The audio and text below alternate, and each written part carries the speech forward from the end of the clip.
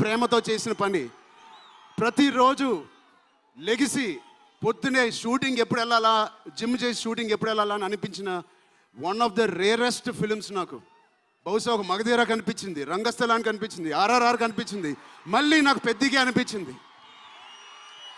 అలాంటి భావం, అలాంటి ఒక ఎక్స్పీరియన్స్ ఇచ్చిన మా బుచ్చిబాబుకి స్పెషల్గా థ్యాంక్స్ చెప్పాలి. బుచ్చిబాబు ఇది నాకు కథ నరేట్ చేసి ఇంట్లో నిజంగా చాలా ఆశ్చర్యపోయిన, తన బుర్ర ఎలా పనిచేస్తుందో అని. ఇంత అద్భుతంగా రాసి పెట్టుకోండి. ఇండియాలో నంబర్ 4 or 3 టాప్ డైరెక్టర్స్లో బుచ్చిబాబు పేరు ఉంటుంది ఫ్యూచర్లో.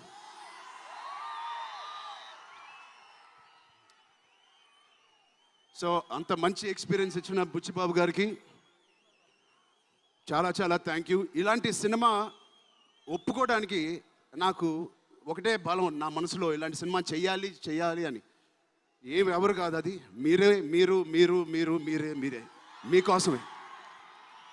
నిజంగా ఏ ఆర్టిస్ట్కైనా వాళ్ళ అభిమానుల నుంచి, వాళ్ళ శ్రేయోభిలాషుల నుంచి ఇలాంటి ఎక్సైట్మెంట్, ఇలాంటి ఎంకరేజ్మెంట్ లేకపోతే ఎందుకు చేయాలండి సినిమాలు?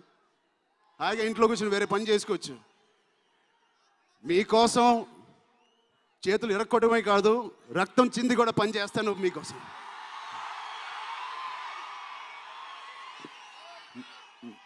మిమ్మల్ని ఎంటర్టైన్ చేయడం ఒక పిచ్చా, లేకపోతే సినిమాలో మంచి సినిమా చేసి మీకు ఏదైనా ఇవ్వాలని ఒక పిచ్చా నాకు తెలియదు. నాన్నగారు కొడుకు పుట్టినందుకు, కళ్యాణ్ బాబాయ్ గారు ఉన్నందుకు ఇంట్లో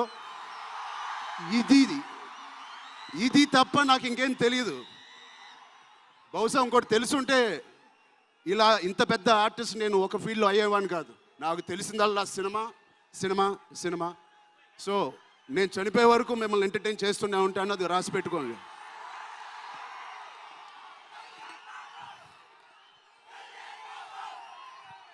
సో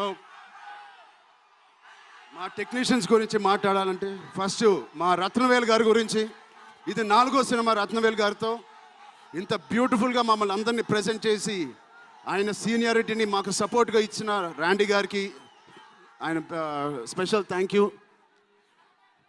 అలాగే పనిచేసిన అవినాష్ కొల్లా గారికి థ్యాంక్ యూ సో మచ్. అద్భుతంగా ఇచ్చారు మా పెద్ద వరల్డ్ని. Naveen Nooli thank you so much, fantastic editing. మిగతా టెక్నీషియన్స్ అందరూ, మా అనంత్ శ్రీరామ్ గారు, బాలాజీ గారు, మా choreographer Jani master, Bosco master, thank you so much.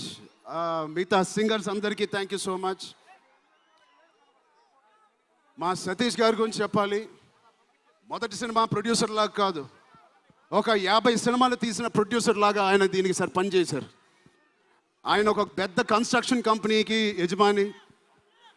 దాంట్లో కూడా ఒక నంబర్ 1 స్థాయిలో ఆయన ఎదుగుతూ వెళ్తున్నారు. ఆయనకి ఏం పని ఇచ్చినా ఇంత చిత్తశుద్ధితో, ఇంత డెడికేటెడ్గా చేయలేదు. ఆయన చేస్తారు. మామూలుగా నేను పనిచేసిన 1 or 2 ప్రొడ్యూసర్లు టీ తాగి భోజనానికి వచ్చి వెళ్ళిపోతారు. అలాంటి టీ తాగి వెళ్ళే